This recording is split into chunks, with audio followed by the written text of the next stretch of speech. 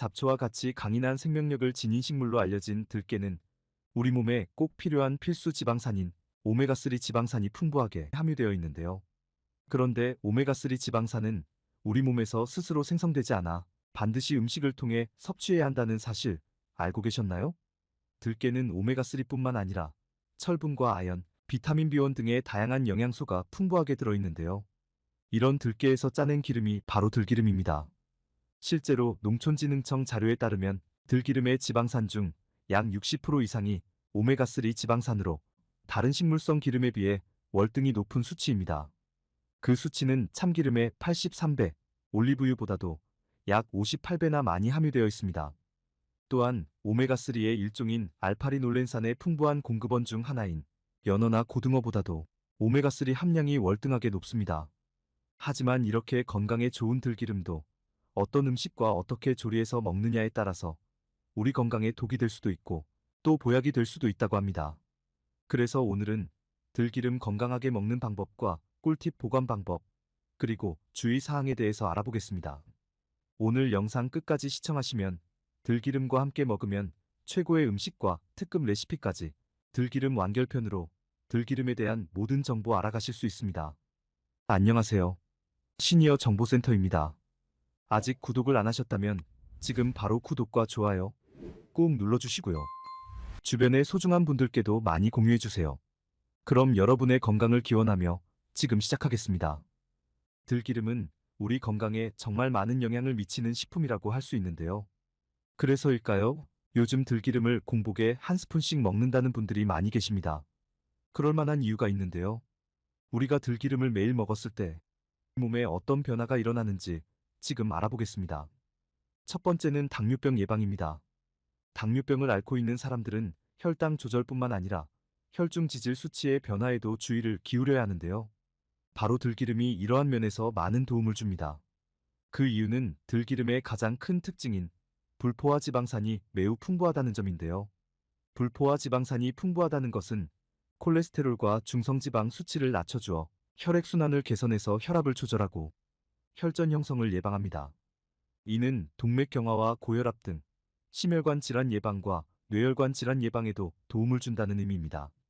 게다가 들기름에는 항당뇨 작용을 하는 강력한 항산화 성분인 로즈마린산이 함유되어 있는데요. 이는 혈당 수치를 조절하여 급격한 혈당의 상승을 억제하고 전반적인 당뇨병 예방 및 관리에 도움을 줍니다. 그렇기 때문에 당뇨인들은 들기름을 꾸준히 섭취하는 것이 혈당 조절 및 만성염증을 완화하는 데 효과적인 것이죠. 이렇게 당뇨에 좋은 들기름은 어떤 음식과 먹으면 더 건강 효과를 높일 수 있을까요? 그래서 먼저 들기름 특급 레시피를 알려드리겠습니다. 바로 들기름 양배추 두부 샐러드입니다. 양배추와 두부도 당뇨식에 정말 좋은 식품으로 알려져 있는데요.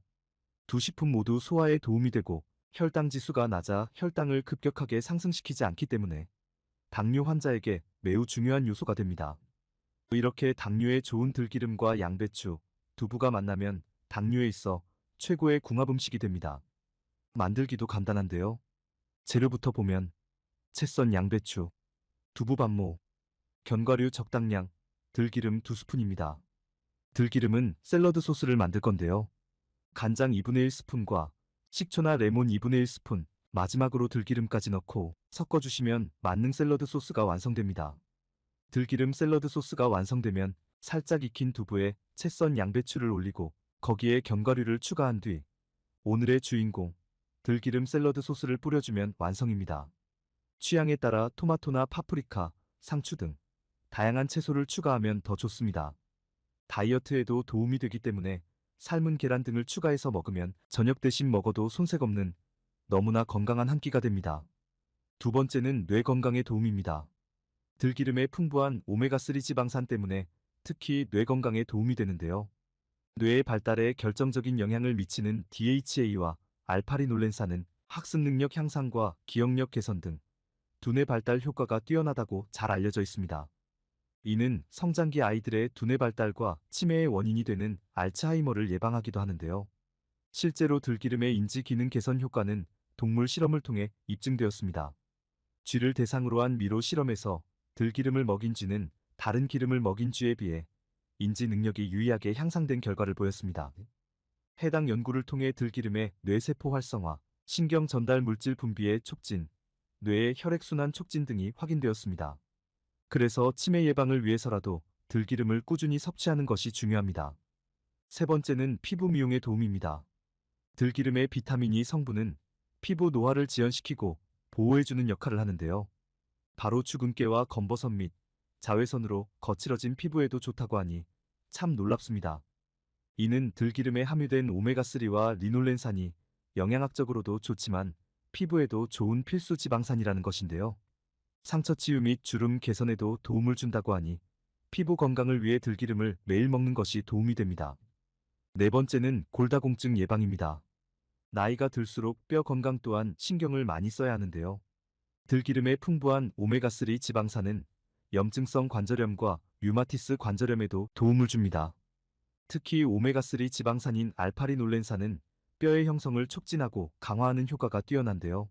실제로 노인을 대상으로 한 연구에 따르면 16년 동안 알파리놀렌산을 꾸준히 섭취한 노인은 고관절 골절의 위험이 감소하는 것으로 나타났습니다. 이렇게 골다공증에 도움이 되는 들기름을 더 효과적으로 먹는 방법은 바로 우거지와 함께 먹는 방법입니다. 우거지도 칼슘과 비타민 K가 풍부해서 뼈 건강에 중요한 역할을 하며 칼슘의 흡수를 도와 골밀도를 유지하는 데 도움을 줍니다. 그래서 뼈 건강에 도움이 되는 두 식품이 함께 만나면 효과를 극대화할 수 있는 것이죠.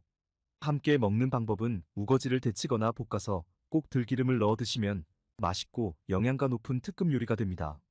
들깨가루가 있으면 추가해서 더 넣으셔도 좋습니다. 다섯 번째는 두피 건강에 도움입니다. 들기름에 함유된 비타민 E와 오메가3 지방산 성분은 모발의 근본인 모근에 직접 영양을 공급하는 역할을 하는데요. 이러한 영양소들은 모근을 강화하고 모발의 성장 주기를 지원하여 더 건강하고 탄력 있는 머리카락을 유지하는 데 도움을 줍니다. 특히 비타민 E 성분은 강력한 항산화 작용을 통해 두피의 손상과 노화를 예방하며 이는 결국 흰머리 발생을 늦추는데 기여할 수 있는 것이죠. 이 외에도 들기름의 효능에는 암 예방 및 항염 작용에 도움, 다이어트 효과 등 여러 효능들이 있습니다.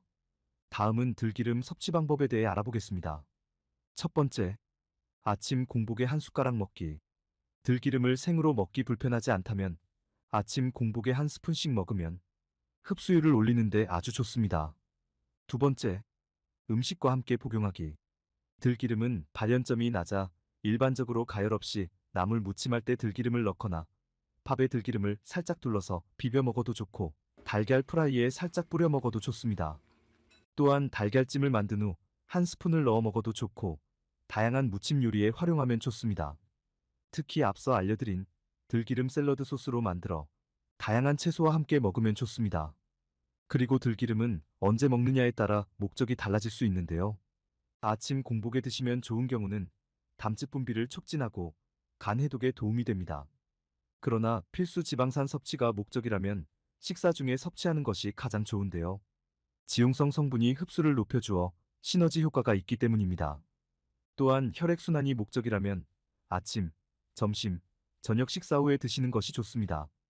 따라서 건강 효능을 높여 드시려면 앞의 내용을 잘 기억하시기 바랍니다. 다음은 들기름 주의사항 알아보겠습니다. 들기름은 열에 약해 가열하면 산패가 되기 쉬운데요. 발연점이 160도로 낮기 때문에 튀김이나 부침 요리를 만들 때 사용하지 않는 것이 좋습니다.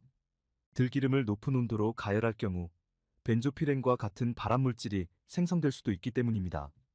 하지만 튀기지 않는 선에서 가열 온도를 높이지 않으면 달걀 프라이 정도는 해 드셔도 괜찮습니다. 또한 들기름을 구입할 때도 저온에서 만든 냉압착 들기름으로 구매하는 것이 건강상 좋습니다. 참고로 요즘은 생들기름 쓰는 분들이 많은데요. 생들기름은 볶는 과정 대신 70도씨 이하의 열풍으로 건조한 들깨를 압착하는 방식으로 고소한 향은 적지만 들깨의 영양을 그대로 담을 수 있어 좋습니다. 단, 가격이 비싸다는 단점이 있습니다. 다음은 들기름 보관 방법 알아보겠습니다. 들기름은 자칫 잘못 보관하면 향과 맛을 해칠 수 있어 올바른 방법으로 보관하는 것이 중요한데요. 들기름은 상온에서 보관하면 쉽게 산패되므로 냉장 보관하는 것이 가장 좋습니다. 오메가3는 공기, 빛, 열에 약하고 참기름과 다르게 산패가 쉽게 일어나기 때문에 공기 노출을 최소화하기 위해 밀폐용기에 보관하는 것이 좋습니다.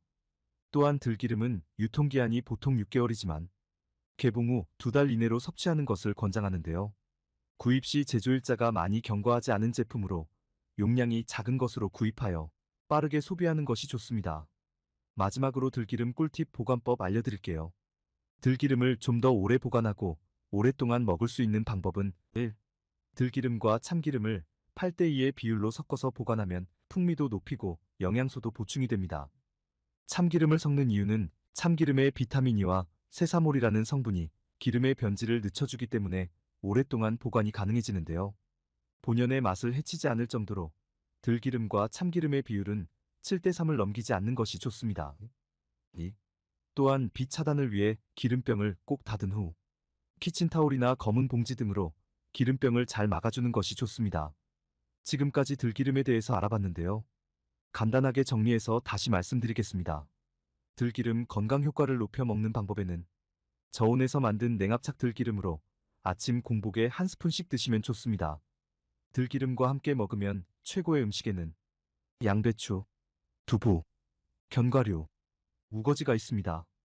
들기름은 열에 약해 가열하면 산패가 되기 쉽고 높은 온도로 가열할 경우 발암물질이 생성될 수도 있습니다. 들기름은 냉장 보관하는 것이 좋으며 하루 3스푼 이내로 드시는 것이 좋습니다. 특히 들기름과 최고의 조합으로 두부를 꼽았는데요. 하지만 영양만점 두부도 드실 때 주의하실 점이 있습니다. 앞에 보이는 영상을 누르면 두부를 건강하게 먹는 방법부터 함께 먹으면 독이 되는 음식까지 자세히 알려드리겠습니다.